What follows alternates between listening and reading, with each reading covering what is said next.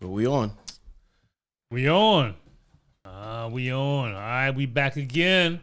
Generation Us, and we joined today with our recurring guest, making the first recurrence since we've been back on the mic, since we've been video and audio. First time on video. First time on video. So I'm O, the futuristic baby boomer. Lively hair, progressive millennial.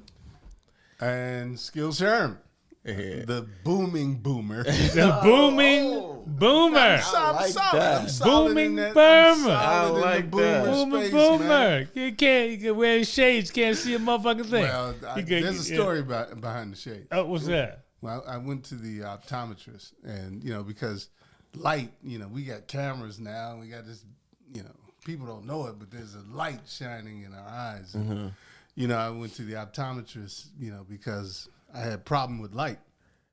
And, he was like, fill out this form, and on the form it was like, are you nearsighted or farsighted? I'm like, look, Doc, I don't know, man. I mean, I don't know what I am. It's always been confusing to me. If you're nearsighted, you can see shit. He said, look, it's simple. It's simple. If you're nearsighted, you can only see, you can't see things that are far away. If you're farsighted, you can't see things that are close to you. Mm-hmm. I said, well, hell, I must be shit-sighted because I can't see shit. So, especially when there's a light shining in my eye. So there's a light shining in my eye, and I can't see shit. So you wear shades from now on? Wait.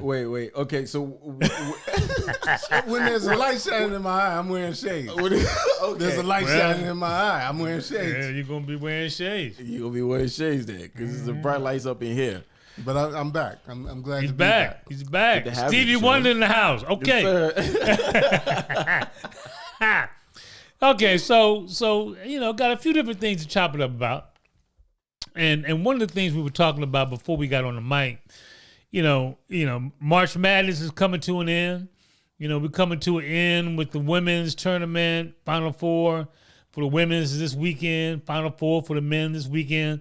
But one of the things that has been interesting is the whole dynamic of this court storming still, where particularly when Duke loses, I mean, the teams plow out of the stands to court storm, and there's been Jay Bilas recently put out, he had an article, and he talked about the fact that court storming needs to be banned, all right, because for a variety of reasons, and I have to admit, those reasons resonate with me to some degree, because when I look at court storming, I mean, I love to see it, but all you need is one person to get trampled, one person to slip and fall, everybody run over the top of their head, somebody to die. I mean, court, that can happen. Did you always think that way?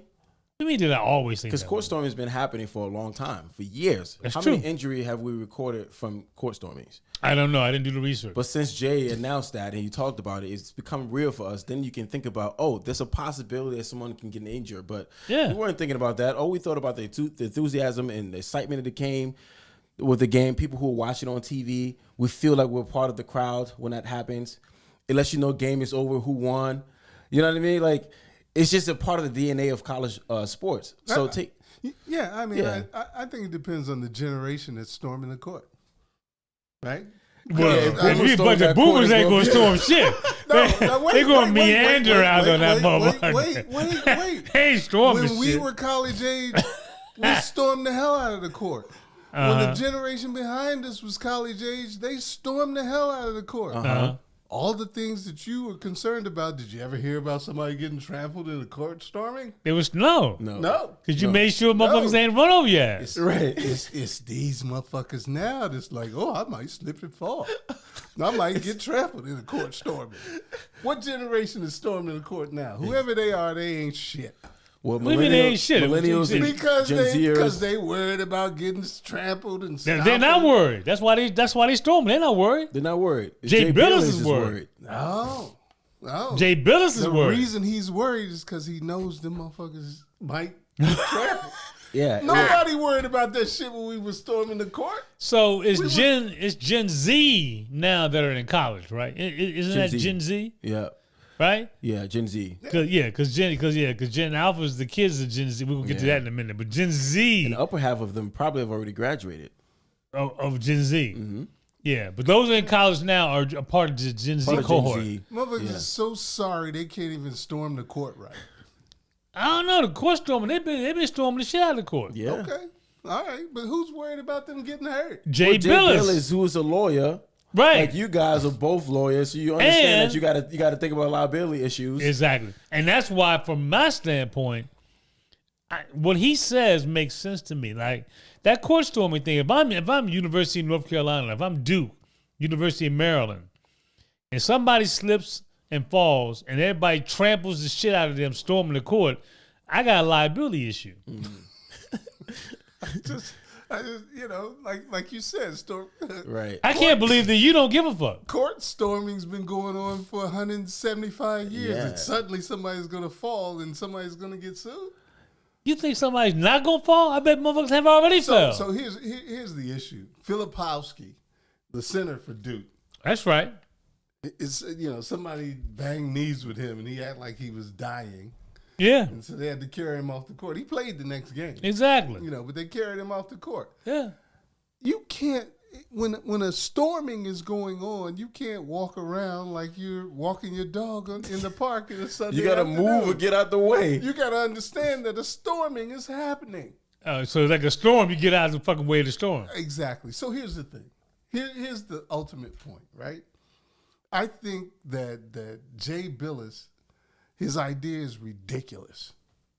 Absolutely ridiculous. That's unusual from a why? boomer. What? You're boomer. Storming's already illegal.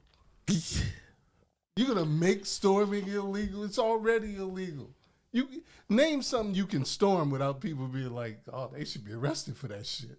You can't storm the Capitol without getting arrested. Obviously. You can't storm into Prada without getting arrested, and that's what they call it. They're storming.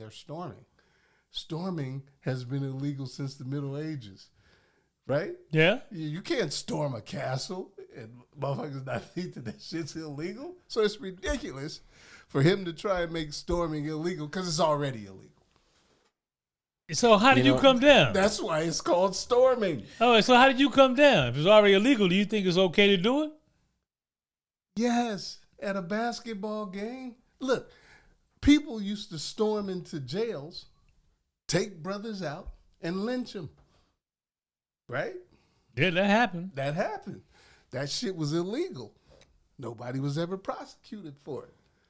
So your audio ain't gonna come out. People storm the court, don't get prosecuted for it. That don't mean that it ain't illegal. Storming by its very nature suggests that this shit might be illegal, right? And people are they stormed into the Capitol.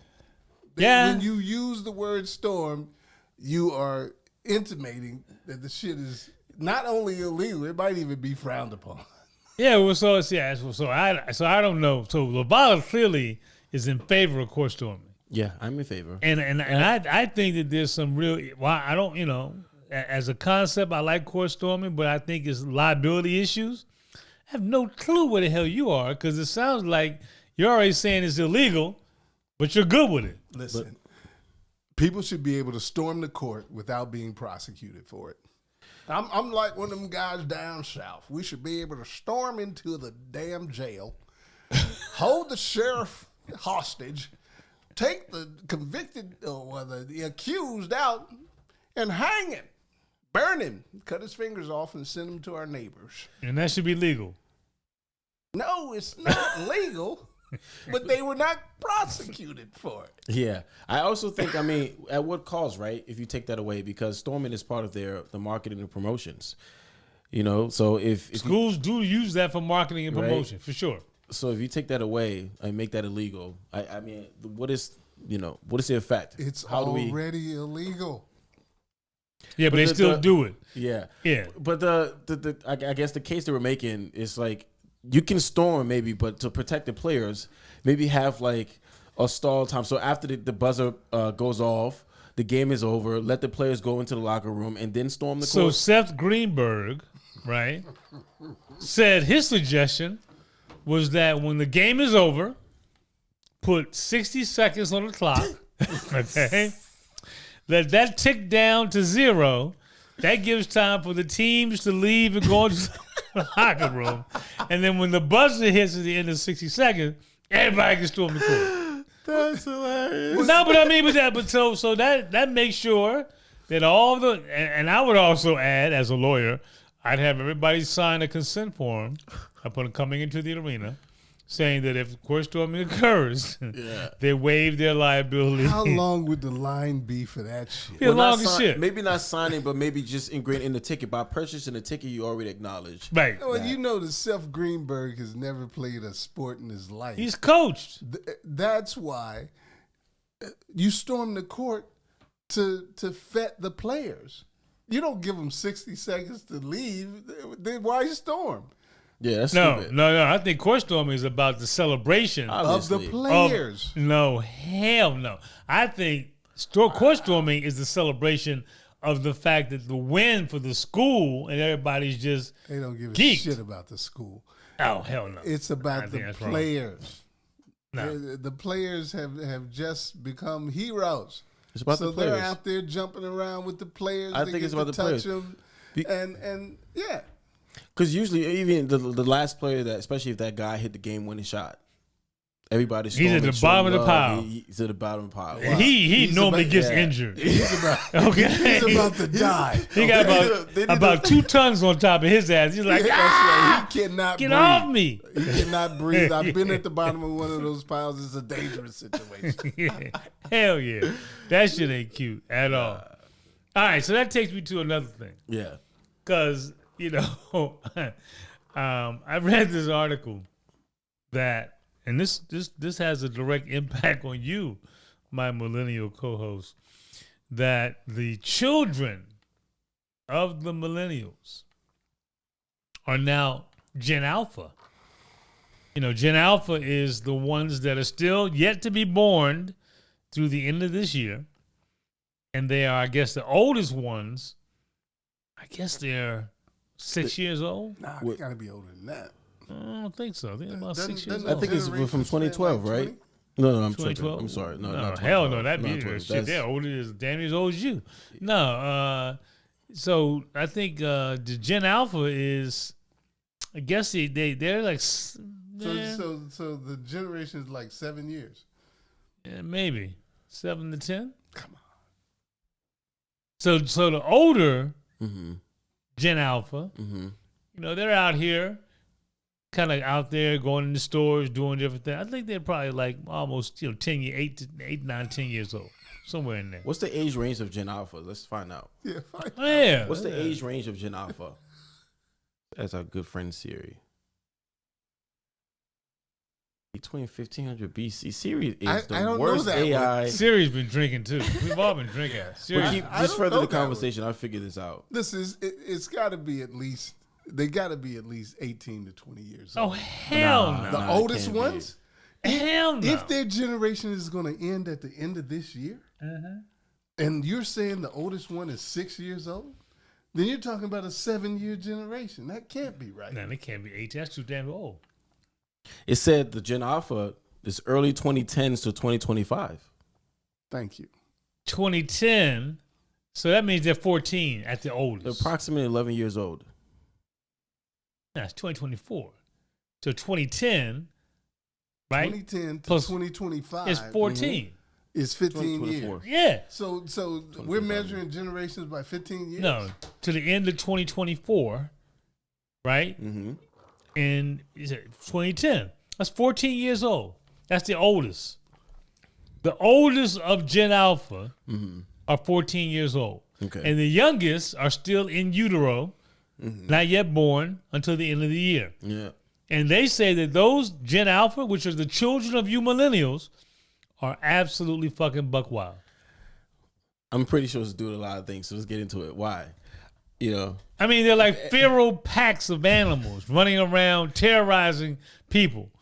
There was an old man in the park got beat up Buy some Gen Alphas. But is it due to parenting now, or is it due to things beyond our control, like it's internet or the effects of the pandemic that the millennials had to go through?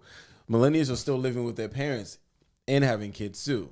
That's why boomers are terrified, locked in their room, because Gen Alpha's holding a gun to their head, like I'll blow your ass up. Gen Alpha apparently is buck the fuck wild. Mm-hmm. What 14-year-old have you ever known that wasn't? Wasn't what? Buck wild. Fuck wild. Unless we're talking about in what way, right? Well, it depends on what way. You can see the difference. It depends on what way. It's like, we were wild, but not like this wild. Like, what is this? What is the difference? Well, here's the difference. I think technology is the difference, right? Because one of the things that they did say is that, this generation, of Gen Alpha, they can't even read, man. Mm. They can't even read. They can't even. You show them a book, they're like, "What the hell is that?" They can't read. They're illiterate. Now, this is the generation that's ultimately going to be, at some point, taking over the world, and they can't read. Teachers are quitting because this generation can't read. Now, a lot of it has to do with the pandemic. Yeah. Right? Yeah. Because during that 2-year period of the pandemic, there was no schooling taking place during those formative years. Yeah. So that's true, because a lot of kids are not going to school anymore, during the pandemic and after, the importance or the level of like seriousness of which parents, even the millennials, want the kids to go to school has changed because they were on Zoom. When kids were learning on Zoom, the parents would go on vacation. It was easier for the kids to be sick and not go to school, or the parents wouldn't want the kids to go to school because they don't want them to get sick. So it created this atmosphere or sort of like leniency on school where it wasn't as important or as mandatory for the kids to go to school anymore. So it's been a lot of absent in school. So you say you, as millennials, you all have de-emphasized the importance of school. So the different demographic, depending on if if your parents are well off and can afford vacations, they're still going on vacation and taking the kids along with them. It's no big deal. You can miss 1 day, 2 days. Or if you are a middle income family, or even on the lower income side, the kids now, during the pandemic, got jobs. They'll continue their jobs because they're using it as the support for their parents. So they're missing school because they're working. So the Gen Alpha? No, not Gen Alpha. I'm talking about Gen Zers and Millennials. So all these things are different, are playing a different role in how society is evolving. And I mean, I often think when we think about things are not the same anymore. Kids can't read anymore. Kids can't do this and that. And I'm thinking, but which one of those things are still important and necessary going forward? Reading, I would say, is important. Is it? Hell yeah. But think about it. That's a millennial response. Because reading is important as shit. Here's the thing. Now, when I consume information, right? Any book that come out, it's easier to just listen to the audio version because it's coming out in audio as well. How do you know what the name of the book is? If you say fucking read. Audio 2, the announces it. This is the power of habit. Because look, when you think about human evolution, right? And I mentioned this to you before. It's like the parts of our, what is it? Our tonsils that's no longer needed. Yeah. Appendix. Parts of our appendix, right? But when I think about it, I'm like, how can you surgically remove certain body parts? Like, why was it there? But evolution says it's no longer needed. But back then, older humans, generation needed it, right? So it's important. But now, it's not because of evolution. So evolution happens in different ways. Yeah, that's true. But what would your experience be on the internet if you couldn't read? Watch.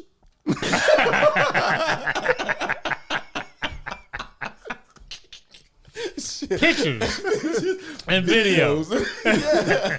And that's what they're getting. The motherfucker could at least read tick and talk. That sounds like a sound. They don't need to read that. But see, that's troubling, right? And I'm gonna tell you what else is troubling. Because for as much as the knock on Gen Alpha is that they're basically illiterate. Right? I mean, what does that mean? I mean, look, yeah, we had the pandemic. There was 2 years where they were either homeschooled or no school, right? Mm-hmm. I mean, some parents, right, were homeschooling, and putting them in front of the computer for Zoom, some parents were like, shit, fuck it. Yeah, I mean, I think that's right. I mean, look, I can't believe that we're still blaming a bunch of stuff on the pandemic. There has to be an effect. Yeah, but that's real shit. I know it's had an impact, but damn, stuff happens that you say, okay, it happened. Now let's correct it and move on, right? But how do you correct an absence of 2 years of learning in a formative stage of your learning environment? Teaching. Where you didn't learn? Teaching. Yeah, but now, no, look. Teaching. If you got 2 years, if I'm in the and let me tell you something, that there were certain kids who benefited from the pandemic, right? So there were kids who were socially awkward who basically thrived in an environment where they had to learn at home. It wasn't that you couldn't learn to read at home during the pandemic.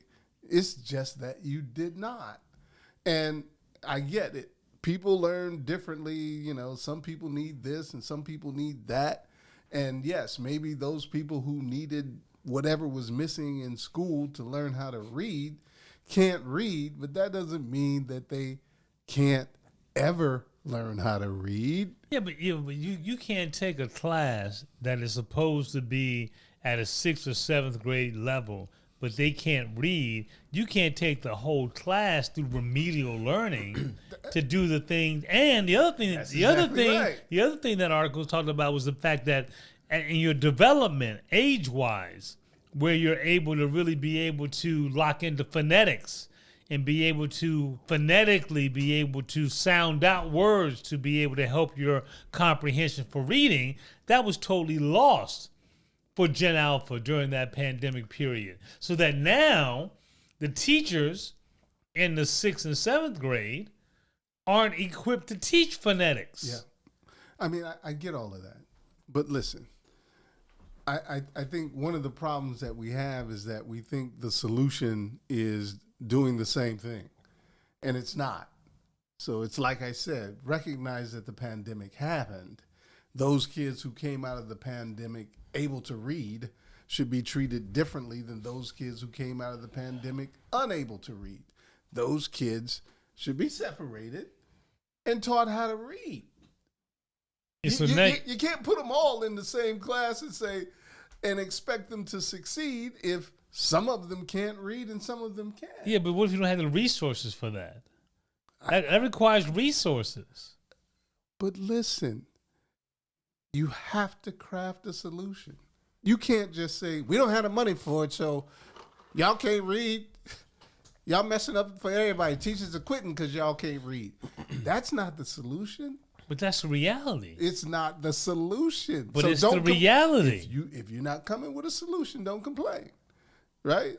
Oh, this is messed up. Yeah, but this is messed up. Yeah, but that anybody can identify the problem. Yeah, but that sounds to me as if you're coming from a position of entitlement because you can read.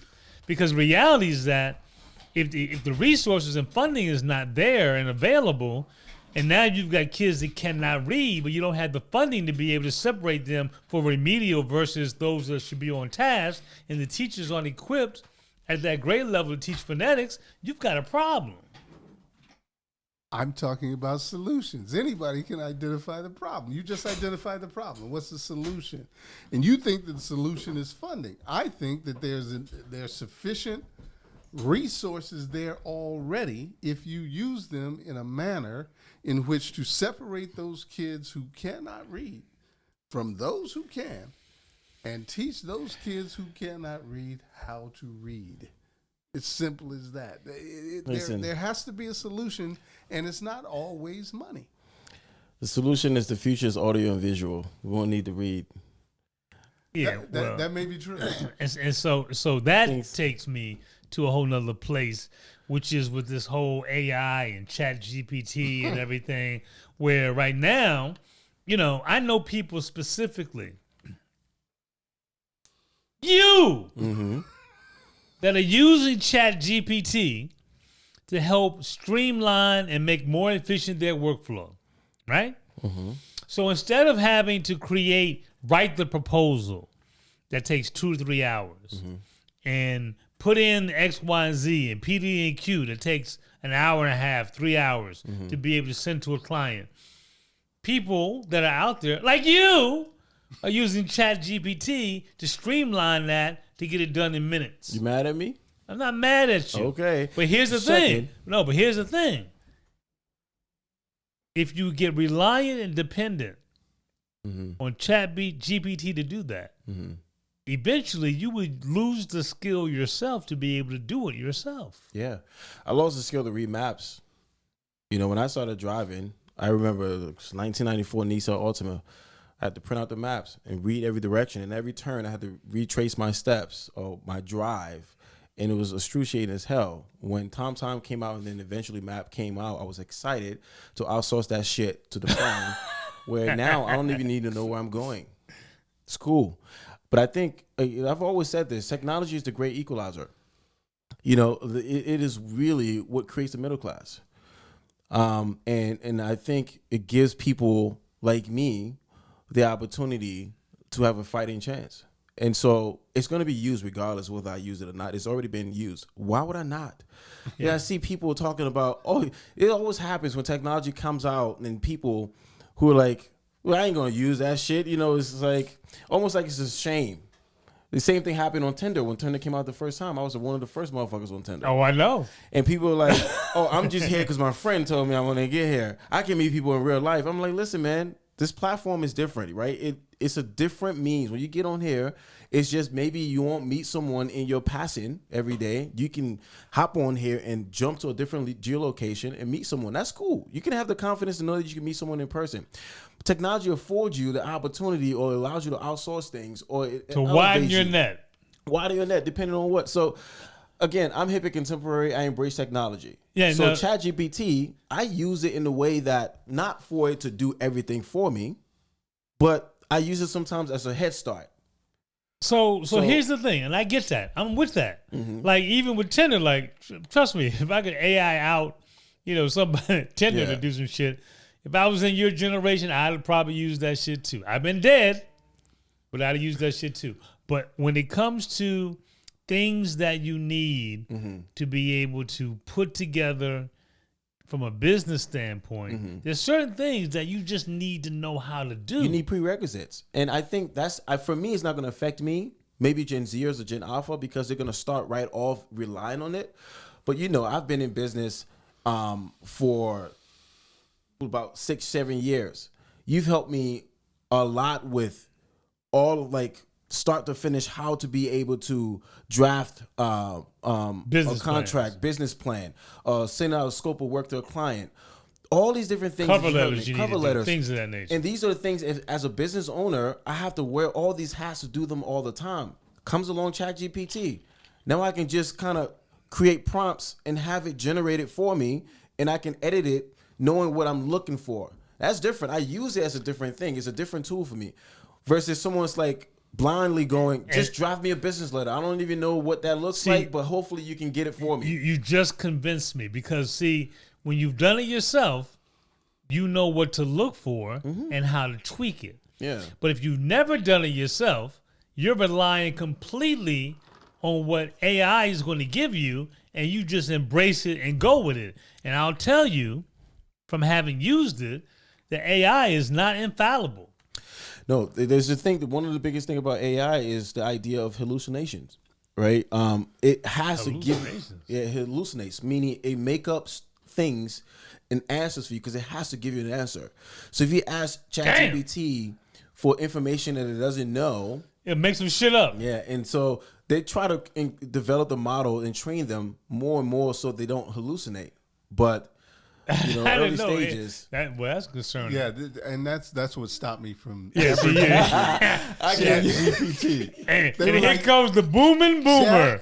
I'm not using that shit. No, they said Chat GPT is hallucinating. I said it must be on some LSD. I ain't using it. I ain't hiring nobody that's ever used LSD. I've seen people use LSD and never come back. Chat GPT is hallucinating. Right? What the fuck is that? Yeah. That's some boomer shit. Yeah. Yeah, I mean, that's some bullshit. No, boomer shit. And it's some bullshit. But that's where, but at the same time, that's where creativity lives, right, within the system. Well, because we're gonna have a disagreement about creativity. Okay. And Chat GPT. I don't believe that Chat GPT can be creative. How so? Because it has to be fed everything that it produces. It is not. It is not. Give it a prompt. It is. That's right. It is not coming up with something that someone has Original. not already given it. That's true. How many of us nowadays are coming up with something that isn't already available? Me. How often do you really experience someone to have an original thought? I create like a motherfucker. I'm creative as shit. You're usually inspired. We're usually inspired by someone else that did it before us. No, hell no. I come up with my own shit. You've never dreamed some shit? You know, you've never dreamed some original shit? You know, he just did some shit the other day. I saw you did some shit. It was great. I haven't seen that shit before. You know the crazy thing though, Sherm? A lot of things that I dreamed up, like I remember the 2014, I was heavily into software application. And the more I studied... Were you doing mushrooms back then? Plead the fifth. But the more I studied and understood what was possible with, like coding, I started thinking about ideas. Oh, there was an app I thought, it's called Neighbors. Like, we have to go and rent, like, maybe tools for our houses and vacuum cleaners and stuff. Sometimes I have to buy them. What if you could use an app and use geolocation and create this app where you can see within the proximity what neighbors around available that have access to tools that you may need, and you could borrow it from them. I called it Neighbors. 3 years later, a guy in Germany had the same thought, and the app was created. I had another app called Passive. Look, he probably had the idea the same time you had it. He just had the resources to bring it to fruition. So it's original that we have simultaneous. Let me tell you something. You know the umbrellas with the slits at the top, so that the wind blows through and it doesn't just take the whole umbrella up. I thought of that. I thought of it, and about a year and a half after I had thought of it, I had even drawn the design. Somebody else came out with it. So I think these are creative notions that come from somewhere not here. Somewhere. That's right. It's inspired through not something you've seen, not something you've heard, or someone said something to you. It comes from someplace else. Or maybe through our lived experience. There's a reason why when we dream, we can't formulate a new face. A new human face, right? Because it has to be someone we've seen before in passing in life at some point. Not true. No? When I dream of people that I don't know who the hell they are. I've been like, the fuck are you doing in my dream? And who the hell are you? Oh, I've had that. That might be a function of his memory. Might be. I don't remember you. I don't remember who the hell you are. You just don't remember seeing that motherfucker. I have an excellent memory. Ask anybody that knows me. What's my name? No, but seriously, I have had nameless, faceless motherfuckers in dreams. But Chat GPT, my argument is, it cannot create, and it doesn't. But here's what it does. What it can do, I agree with you. It can't create because it's a large learning module. It takes all of what's already out in the universe and compiles it, and then it pulls from it quickly to be able to synthesize it to what you're asking it to do. So it doesn't create anything new, but it synthesizes everything from everywhere in terms of large language models to give you what you want. Now, what it does, and what I have found it to be helpful to do, is if you have a question or you have a thought you don't have the research for, you can ask ChatGPT, and they can give you a start. Mm-hmm. But again, I use my knowledge to edit and tweak. Yeah. I've never had anything ChatGPT has given me and gone with it without editing and modifying it and enhancing it. Mm-hmm. You know, for me, what they need to do to ChatGPT is to be able for ChatGPT to give you something and tell you whether or not they've been doing LSD. Yeah. I was high when I gave you this little piece of information. Yeah. I might have been hallucinating. Well, it might be right. ChatGPT incorporates that too. I mean, if you're high, it brings in your high shit. It brings in everything. Sherm, I want to touch on you mentioned this earlier while we're off the mic. You said, I think the world will be where people are no longer on the internet. What did you mean by that? I thought that was an interesting thought. I had something similar, but I'm not sure if we both meant the same in the same way. Well, I think that people just evolve. Mm-hmm. I'm not saying that the internet is a fad. I think it will be used as a tool. But I was speaking mostly in terms of social media, social interactions, putting their life, you're taking a picture of their breakfast and sending it out to their friends. I mean, I think that people will come back to appreciate personal interaction. They will come to appreciate, I haven't really seen you in a while. I'm going to travel to where you are, and we're going to go out to breakfast together, and we can look in real time at what we're eating versus, hey, I just want to show you what I ate this morning for breakfast. I think a greater appreciation for personal, in real time contact and interaction is going to subsume or overtake this whole social media thing where you're just posting about everything in your life. I think people are going to gravitate more back towards actual personal real-time interaction. Why? Because that's how is that reverse? Because that's what people do. So you don't think natural evolution says that we keep going forward? Do you think it comes to a peak and then recycles? Who says that? So we become again more present? Because I agree with you. We won't be using the internet anymore, but not for the reason that you stated. No, I didn't say we won't be using the internet. We won't be as addicted to social media for positive feedback from people. But you're saying it's just going to happen because that's what we do as humans. Yes. What do you think? Oh, I don't know if that's a good enough reason for me to, because I can't think how that's going to be reversed. And like there is so obviously middle school kids are struggling with social media addiction, especially girls, right? They're getting bullied online, at school, and then when they get home, still online. And you ask the kids, I know boomers laugh at this. Is I can just get off my phone, and the idea is like they can't get off the phone because we're social creatures, and it's easy to say, "Oh, why don't you just get offline?" But if all of your friends are online and you feel like the FOMO, the fear of missing out, you want to be plugged in too.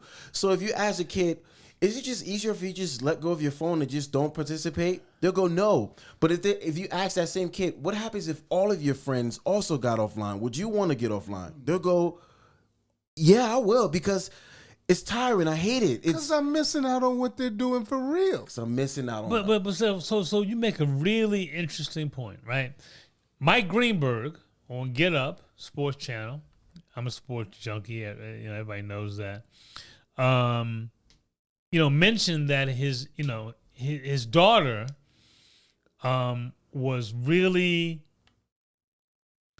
consumed by social media, and the reason that came up was because Angel Reese, who just played in the women's NCAA tournament, was interviewed, and she lost to Caitlin Clark.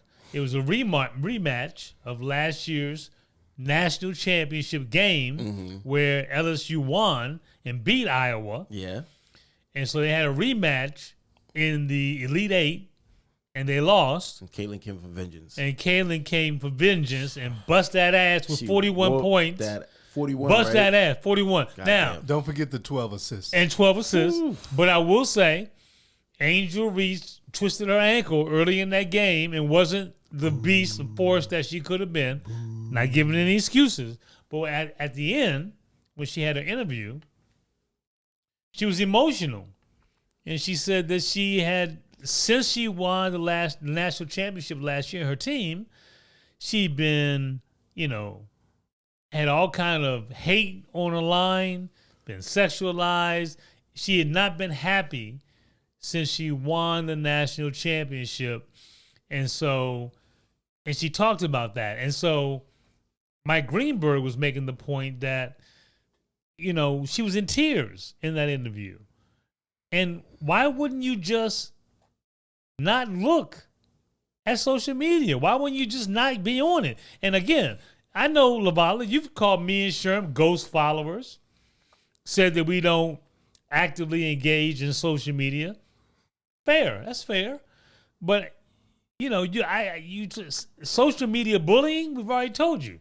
You can't bully me. But it's a privilege that you have to. That's why it's a privilege for you. How?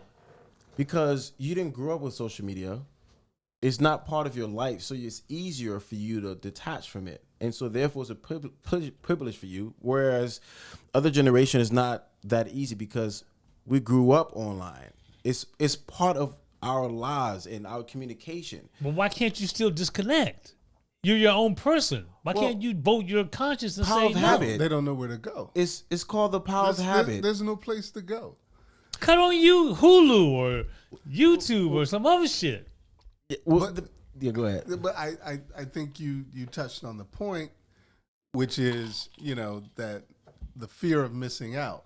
So the point I'm making is that there will be a migration of people off of the social media for that purpose, for the purpose of mental health. I can't do this anymore. Yeah, mental health. This is you know, consuming me.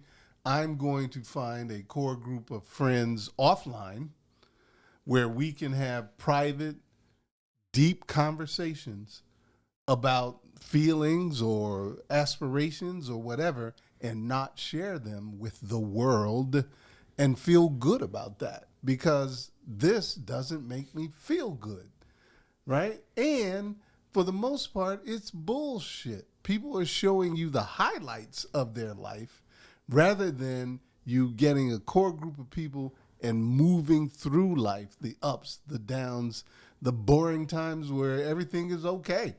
Mm-hmm. And it just ain't really all fantastic. It ain't bad. It's just okay. We just living, you know? But we got each other, and nobody else knows how we really feel except for this 2, 3, 4 people that I got that I know I can count on, instead of saying everybody's my friend. So one of the reasons, this is going to sound, well, I don't know how it's going to sound. I don't care.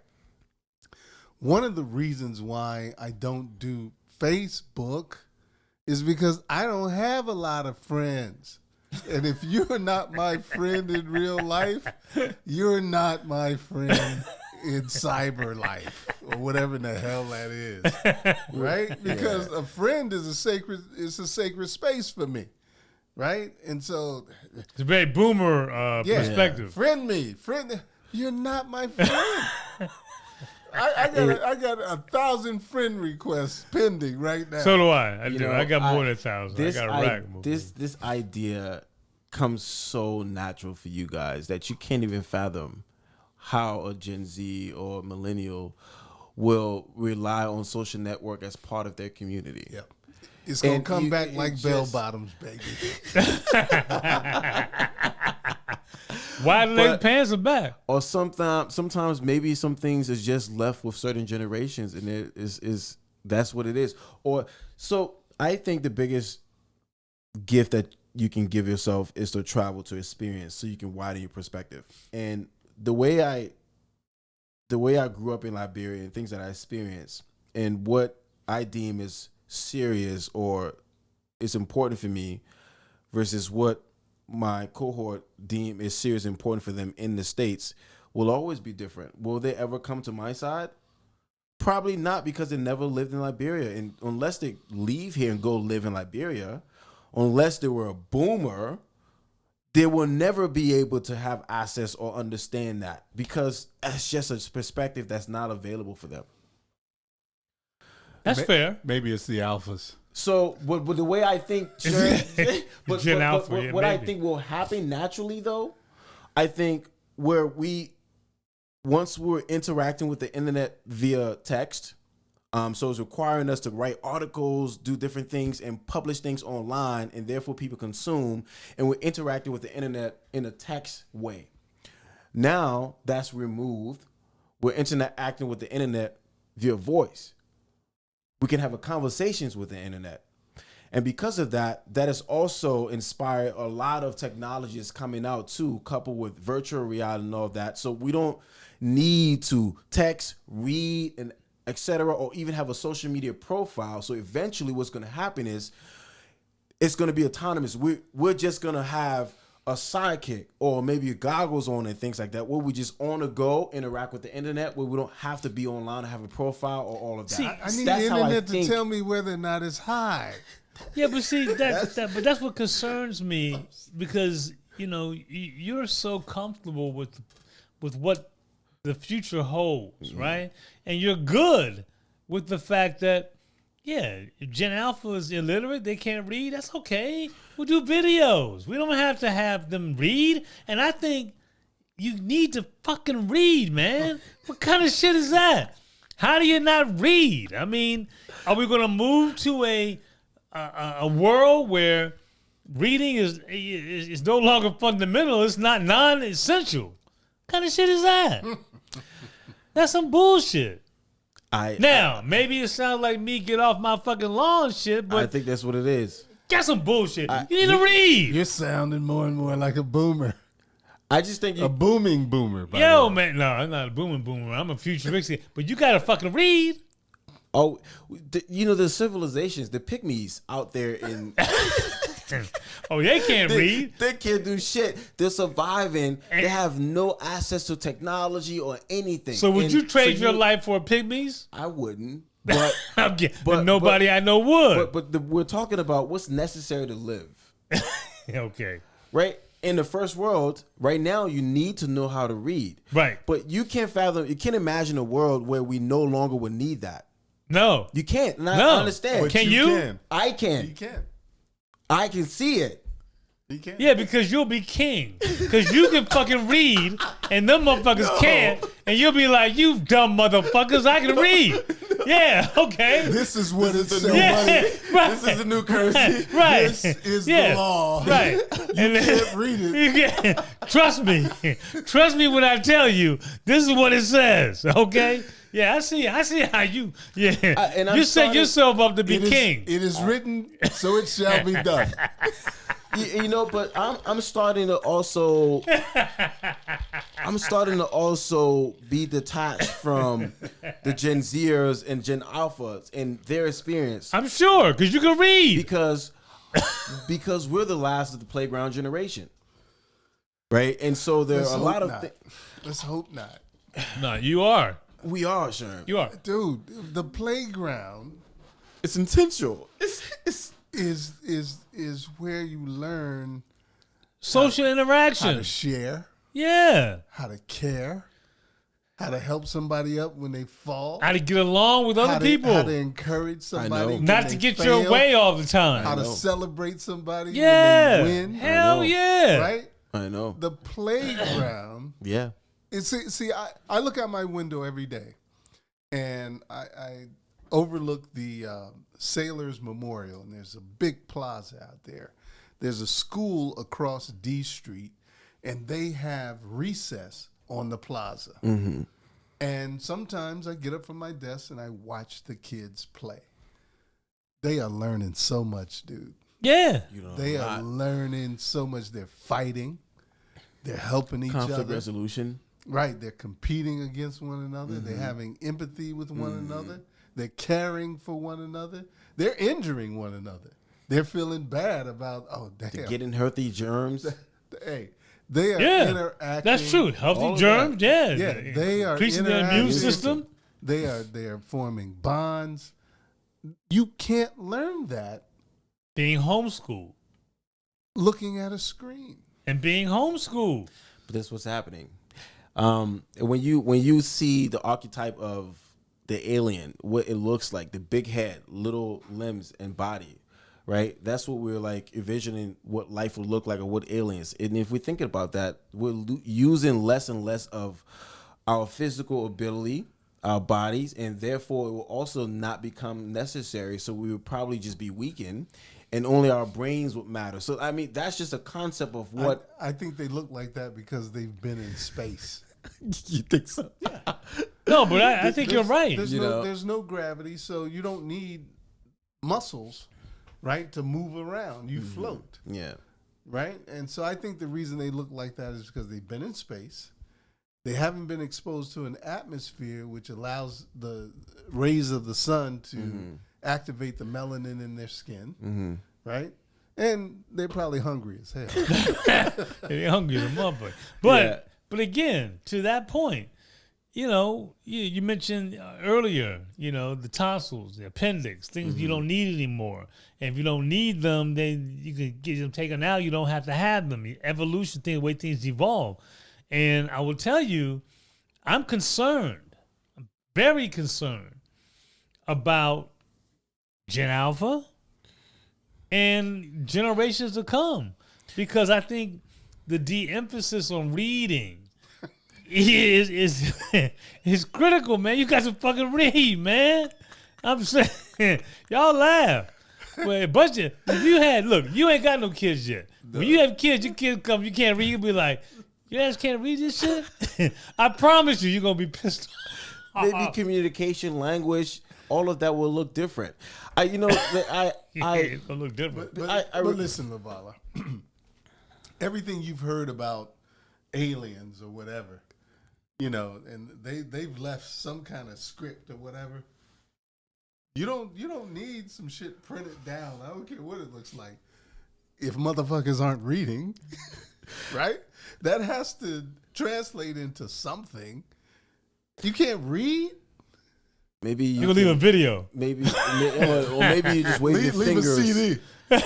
Maybe you can use your fingers. Maybe we interact with people via telepathy. Maybe there's Neuralink is you leave a CD with no instructions. So what the hell is that? So if you guys know what the Neuralink project is by Elon Musk, about a month ago they finally implanted it. You want to go for it? Can you fit? Yeah, you have to edit this. Maybe. Yeah. Should we wait for him or just keep going? Yeah. So about I think a month ago that they implanted the first human beings with the Neuralink chip. It was this guy that was paralyzed from the neck down, and to show a video of him racing another guy playing Mario Kart, and he used just his mind to race. And we go, well, what's the evolution of that if that becomes implemented with humans? And will we need? How will language be different? How will we be able to communicate with each other? Do we even need to speak? Because now that stuff is powered by the internet, the web, right? And so it also is like when you think about something, you can just generate it. You can generate it. You can move things. You can control stuff. So that's the whole metaverse. That's the whole having your avatar, existing in the metaverse, and living your life there. And quite frankly, we're headed there. But I have concerns about that because. If you're spending, 80-90% of your life in the metaverse, you ain't going to the gym. You ain't getting no exercise. You're not going out in the sun. I mean, you're going to end up being that head where the limbs are frail. Yeah. Because you're not engaging in life. Yeah. And so that may be okay. I mean, that might be okay. I mean, it might be okay for some, but for me, I think that's troubling. I witnessed the older generation tell my generation how things sucks for us because we weren't them, right? So, and then we often skip Gen X because they're like older brothers. They're the forgotten generation. They're like older brothers. But so I skipped that right to boomers. It's the boomers that raised us, and we're like, and they call Gen Z Zoomers now. Zoomers, but Zoomers. It's this idea that every generation, with the separation gap, we just keep feeling like, oh, you guys are doing it wrong. We did it the right way. We're the best. Of course. Like MJ's the best. Jordan, Jordan is the best. I don't give a fuck what LeBron does. There's the boomer generation. Let me know when LeBron wins six rings. But so I noticed that pattern within humans and generations. We just don't like change. We often question it. We go, it's wrong and all of that. But it's inevitable. And the only thing that we're here on earth, the humans, we just make things better. We make better things, and that's it. We eat, we make better things, and we aspire to go to the moon. Between that, there's nothing really else. It's like, why are we here? I mean, some say... You just made my point. It's going to change. The only thing that's certain is change. That is the only thing that's certain. And all of this social media and reliance upon, positive feedback from a post, it's going to change. Yeah, I believe you. I just wanted to know in what way or how you thought it was going to change by just... It's going to come back like bell bottoms. Like I said. You're going to have... Bell bottoms already back. Yeah, you're gonna have a group of close friends that you can connect with, that you can see, that you can touch. Drake says no new friends. No new friends. Prince had a song, Old Friends for Sale. Yeah. Did he? Yes, absolutely. Yeah. Hey. So before we go, man, I'm curious to know, what do you guys think about... I mentioned earlier that the black community has been put to the test, I'll say. Oh, shit, you bringing up Diddy. You about to bring up Diddy. It's the only thing I've been seeing on my feed. At every turn. P. Diddy. And I know Sherm is like, that's gossip. I don't even have time. I don't even know what's going on in that space. Look, so the only thing I know about Sean Combs is that his name was Sean Puffy Combs, and he changed it to Puff Daddy. Then he changed it to P. Diddy, and then he just changed it to Diddy, and now he's Brother Love. Now everybody has changed it to Diddy with a question mark. Diddy? Yeah, Diddy. That's funny. That's funny. That's funny. That's all I know about it. Yeah. Oh, man. So, okay. So here's what they're saying. Did he? They saying that's pretty good. That's funny. Here's what they're saying. Now Cassie, I just love Cassie. Cassie's like, oh hell no, motherfucker! I'm getting ready to run your shit out there. And she brought his shit, but what they're saying really was the thing, the straw that broke the camel's back. Mm-hmm. Diddy's been doing this for years. Take that. O's already convicted. No, I'm not. He's been doing this shit for years. No. Well, I mean, who's my man that's already... Who's with Aaliyah? R. Kelly. R. Kelly. Dash, yeah. R. Kelly. R. Kelly. I mean, he's in jail now. Like, damn. No, he's in prison. He's in prison. Mm-hmm. So... Apparently, Diddy. He had what, Casamigos vodka? I don't know. Yeah. No, Ciroc. Ciroc. Yeah, that's Ciroc. Ciroc. Yeah, Ciroc. Did he? Yeah, no. Did he? Yeah, Ciroc. And he recently sued them. And won. No. It's still going. And that's when they said, "Oh hell no." Because as long as he was doing what he was doing in the community, go ahead, Diddy. The minute you want to go up here and buck up outside of that, oh no, we getting ready to rain down on your joint. And that's what they're saying. So I don't know. So you don't have a prediction. What do you think? How it ends? How does it play out? I don't know if all this is true. I do know that there's a saying that absolute power corrupts. Absolutely. And I will say that Diddy has had power for a long time. Did it corrupt him? I don't know. But absolute power corrupts absolutely.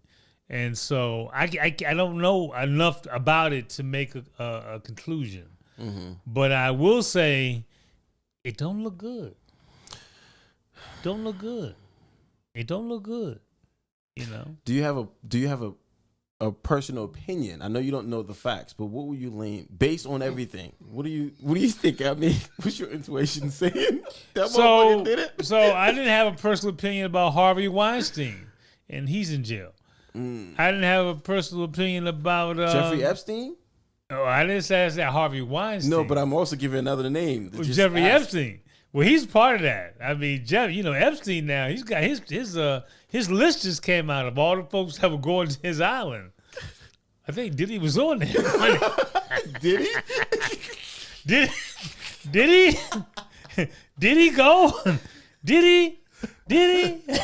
I don't know if he did.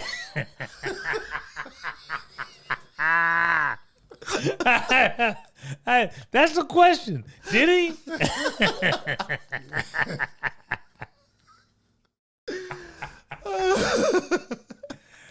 But I'm going to say one thing right now. The people who live in glass houses shouldn't throw stones. So P. Diddy's coming up with a document. I'm not P. Diddy. 50 Cent is coming up with a document. Oh no, 50 been going ham. 50's been going in. I'm waiting for 50 to get on Shannon Sharp's couch and go like Cat Williams, because 50 been out there like, yo, this ain't new. Yeah. This ain't new. I heard 50 was coming out with a book. It's called Throwing Quarters. Yeah, right. 50 said, Diddy's like, he's with Bad Boy. He's a bad boy. Bad boy, Diddy. Bad boy. I mean, now 50, he said, Vinny's like, he's on an interview. He's like, I remember when Diddy was like, yo, man, we want to hang out, man. I want to take you shopping. He said, what the fuck? What the fuck? You want to buy a grown man clothes? It's like, there's so many people are coming out and talking about weird stories about what P. Diddy was doing. No, if Diddy asked 50 to buy him some clothes, that's some weird shit. He wants to take a lot of guys on shopping sprees. And okay, see, there you go. And so I hadn't heard any of this. I hadn't heard either, but I'm hearing it now, and that's some weird shit. So. As we bring this episode to a conclusion, did he? The question that we will leave everybody with: Did he? Did he? Did he? He said he offered to take 50 Cent on a shopping spree. Yeah. Did he? Did he? Did he do all that stuff to Cassie? Did he? No, y'all take that. Take that. All right, y'all. Till the next time. Peace. All right, see you. It's been fun. Peace.